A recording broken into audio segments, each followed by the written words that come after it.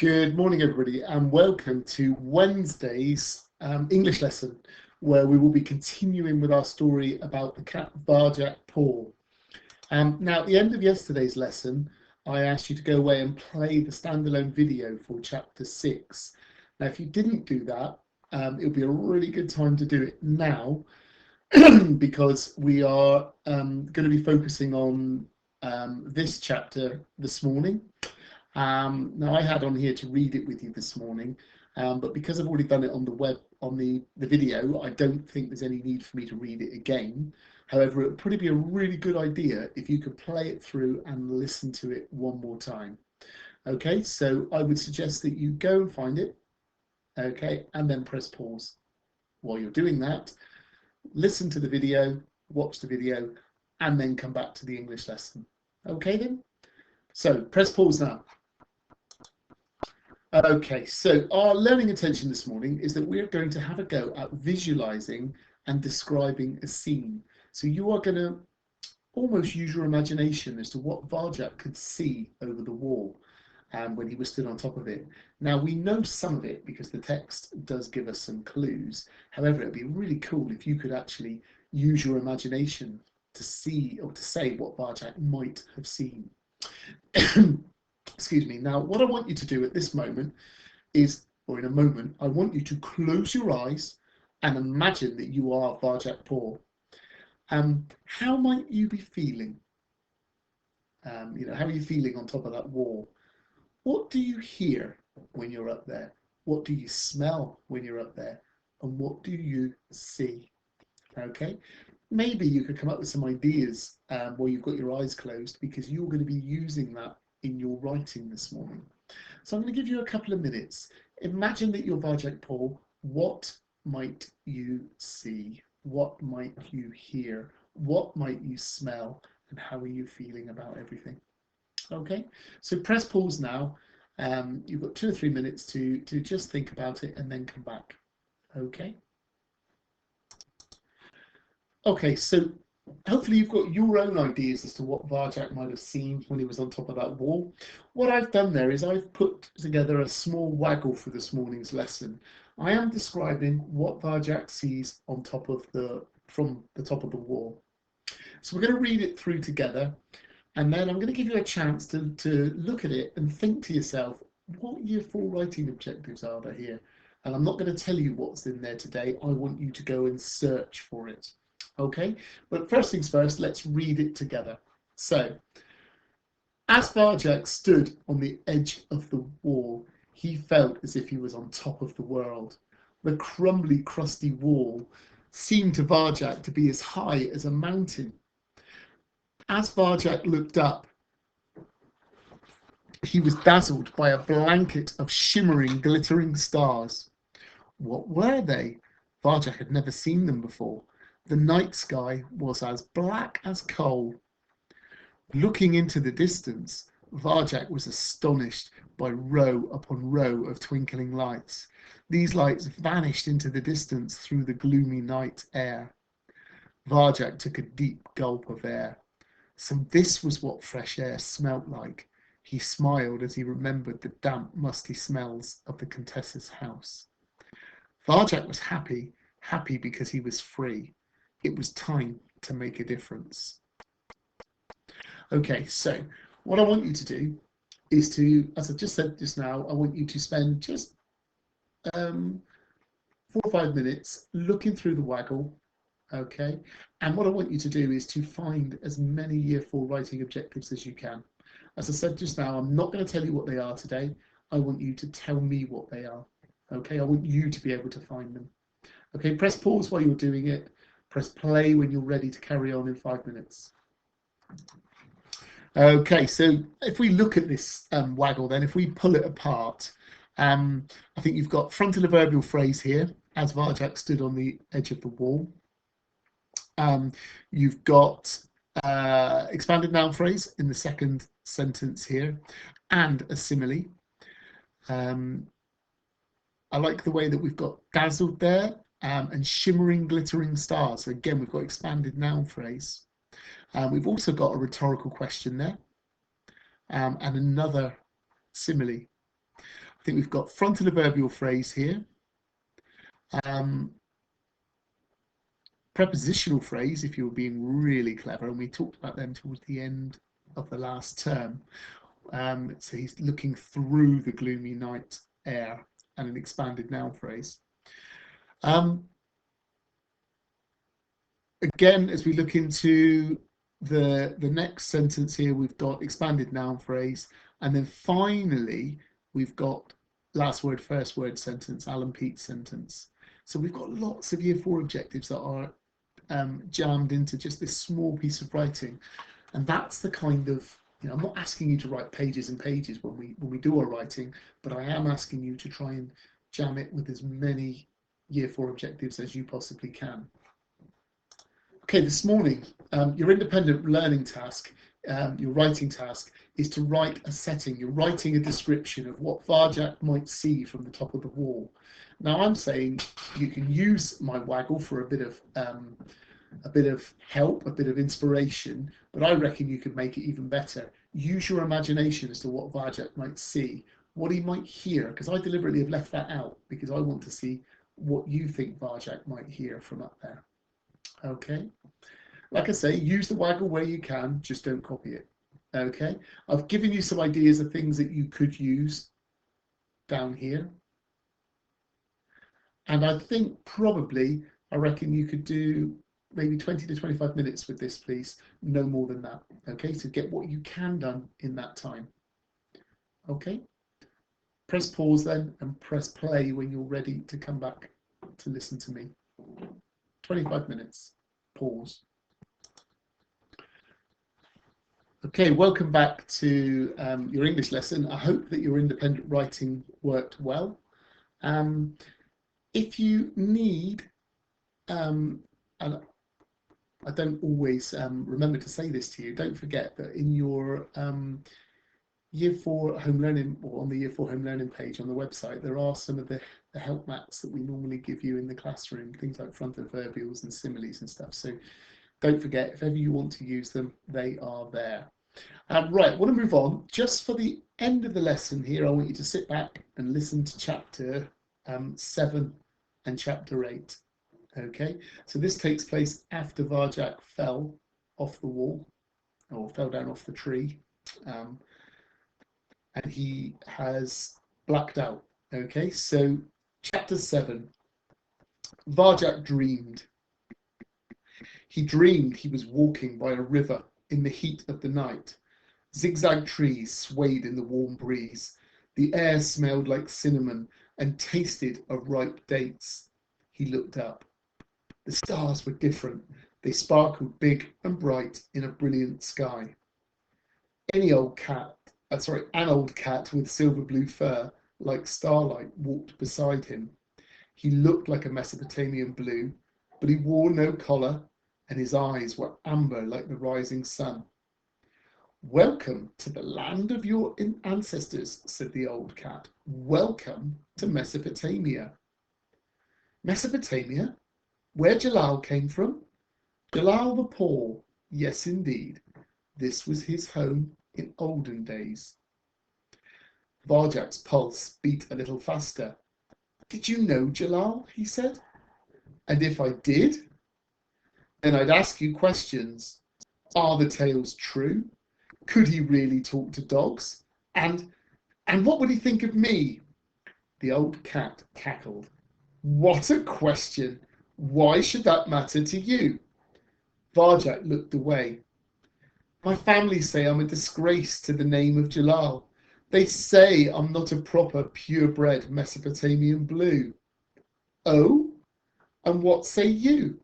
Are you worthy of your ancestors or not? No, said Varjak quietly. He hung his head. I'm not. What if you knew the secret way of Jalal? Would you then be a proper purebred Mesopotamian blue? Varjak smiled sadly, remembering the elder Paul. I already know about the way, and I feel just the same. You know the way? How impressive! Perhaps you would demonstrate. Strike me. The old cat stopped walking. He blocked Varjak's path. He wasn't big, but something about him looked dangerous. Varjak stepped back a pace. "Strike me," he commanded again. His amber eyes flashed. "Strike me now, or die where you stand." Well, if that was what he wanted, why not? Varjak swiped gently at the mad old cat, meaning to tap him on the side. But somehow he didn't connect. His paws sailed through the air and thudded harmlessly on the ground. Varjak frowned. How could he have missed? The old cat combed his whiskers. "Am I too quick for you?" he challenged. "Is this the way of Jalal?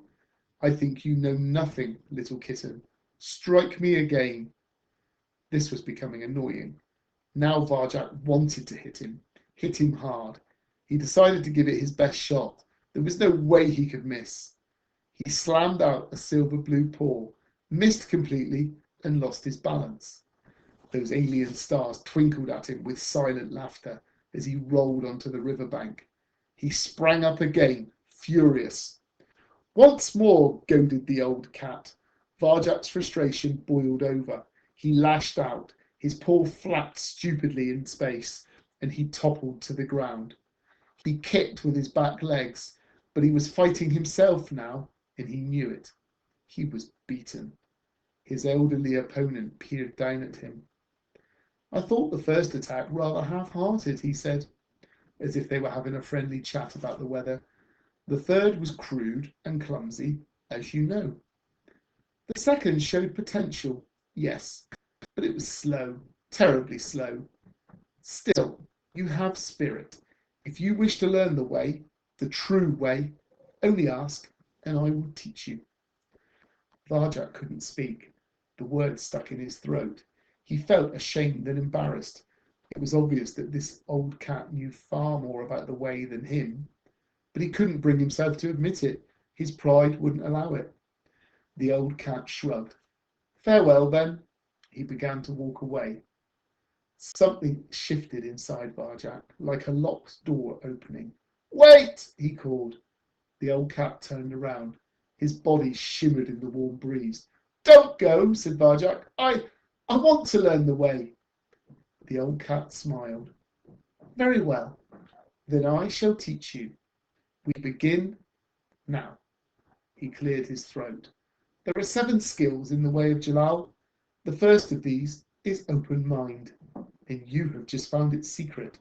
For only when you admit that you know nothing can you truly know anything." Varjak's eyes widened as the words sank in. "Who are you? Do you still not know me, my son? Jalal? Jalal the Poor. That am I." He winked. "Believe none of the tales." Chapter 8. Varjak awoke at the foot of the wall. His head was pounding, his paws aching. It wasn't quite light yet, but the night was almost over. The fall from the tree must have knocked him out. What a dream! He wondered if he'd ever have another like it. He shivered. It was cold out in the open, and the grass beneath his body was wet. He stood up, shook the moisture from his fur, and looked around. The view cleared his head instantly. Outside was nothing like he'd seen or even dreamed of. The Contessa's house stood on top of a high hill. Beneath it was a broad green park. Beyond it, away in the distance, was a city, stretched out under the open sky, shining like silver in the pre-dawn light. The city was a huge, mad jumble of shapes and sizes. It had tall towers, gleaming steel and glass, but also squat brick houses, dark with chimney smoke, wide open gardens jostled with narrow alleys, sharp pointy spires topped soft curved domes. Concrete blocks loomed over bright painted billboards. They were all in there together, side by side, each one part of the whole. There was so much he couldn't take it in. All he could hear from here was the wind rustling through the treetops. But down in the city it looked noisy and bustling, a place that never went to sleep. His whiskers twitched with a mix of energy, excitement, danger. His heart beat faster, just looking at it. It seemed like a city where anything could happen, and probably did. A place you could do whatever you liked, and no one would stop you. Where you'd be able to find everything you wanted, even a dog. The terror of the night before, the fight with the gentleman's cats, it seemed a long time ago and very far away. There was sadness in his heart for the elder Paul, deep sadness. But his grandfather had trusted him with a mission. It was his duty as a Blue to save the family, and Varjak intended to see it through. He ventured down the hill. It was steeper than it looked, and soon he found himself running, almost rolling down the slope. But it was joy to stretch out in the open. A splash of sunshine lit the horizon. He'd never seen a sunrise before, and the sky outside was alive with streaks of amber light. The sky flashed past his eyes as he sped up, sprinted to the bottom. He bounded over a fence at the foot of the hill and into the park. Around this time, back in the Countess's house, the family would be waking up and licking each other clean. Varjak grinned. He hated washing, and already there was a satisfying build-up of mud between his claws. Next, the family would obediently munch their food out of china bowls. It would be the gentleman's vile-smelling caviar today, but now that he was outside, he wouldn't have to eat anything that he didn't like. He could choose what to eat and when to eat. After eating, the family would go to their litter trays. Ha! Varjak crouched by a tree. No litter tray for him today. It felt good.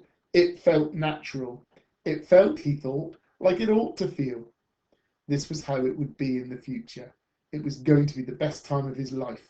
He'd return from the city with a dog, whatever a dog was, and defeat the gentleman and his strange black cats. Then he'd lead his family out of that stuffy old house into this wonderful new world. They'd all say he was a proper Mesopotamian Blue, a true son of Jalal. They'd offer him every kind of honour and reward, but he'd turn them down.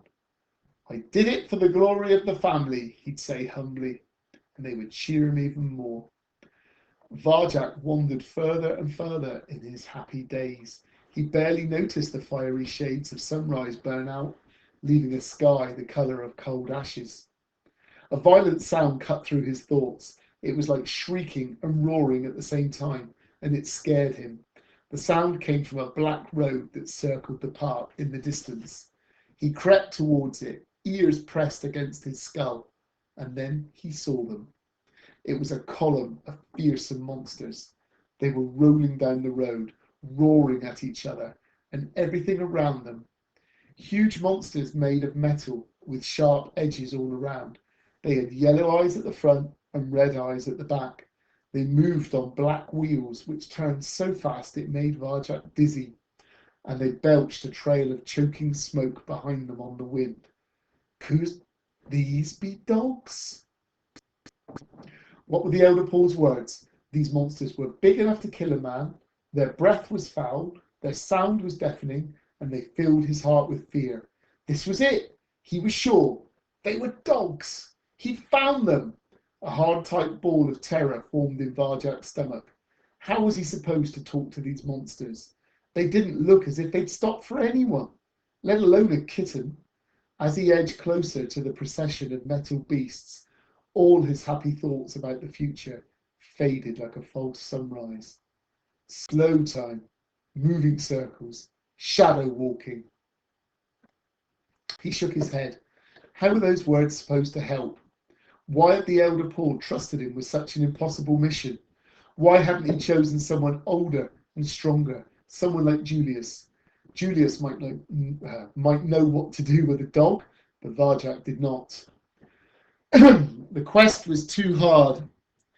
It was impossible. The ball of terror in his stomach turned into a heavy lump of despair. A drop of rain splattered on his shoulder. Varjak grimaced. He hated water on his fur. At home, he would rush in through the cat door as soon as the weather changed. If only he could do that now. He glanced at the high hill behind him. He couldn't see the house from here. A gust of wind sliced across his face. The sky darkened. A storm was coming. He could feel it. Shelter. That was what he needed. Once he was faced from the storm, he could think about the dogs. But there was no shelter in this wide open park. There were only trees, solitary trees, with no leaves, swaying in the wind. They wouldn't keep him warm and dry. The sky darkened. The wind cut through his coat. Varjak could clearly see each blade of grass, each fallen leaf, trembling alone before the storm. Shelter. He had to find shelter, and fast. Rain came down from the darkening sky, thick, wet rain that dripped into his fur, weighing him down with water. He tried to shake it off, but once it started, the rain kept coming. His family was right. Outside was no place for a cat. It was no place at all. In the distance, behind the naked, shivering trees, he glimpsed something that he'd missed before. A small wooden hut, a shelter. He fought his way towards it. The rain whipped into his eyes. The wind pushed him back one step for every two that he took. The ground was turning into a churning sea of mud. His paws slipped and sloshed wildly. Splash! Varjak fell into a pool of oozing mud. Dark, dirty water seeped out of his mouth. He was covered in brown and green slime. He could feel it squelching all around him, soaking into his skin. The wind howled at him like a wounded animal. Too far, it howled. You've gone too far. A claw of white light slashed the belly of the sky. There was a moment of horrible silence, and then the earth jutted with thunder, shaking it beneath him as if it were breaking too. Help me, Jalal, he cried, but only the sky answered, bellowing again with angry thunder, making him wish he hadn't spoken. Varjak wiped the slime from his eyes and dragged himself to the hut. It smelt of soggy timber and had no windows, only a door. The door was closed. He pushed. It moved, but only a crack. Desperate, he flung himself at the flimsy wood that stood between him and shelter from the storm, and the door swung open. Okay, so that's the end of chapter 8, and I'll speak to you tomorrow. Take care then. Bye-bye.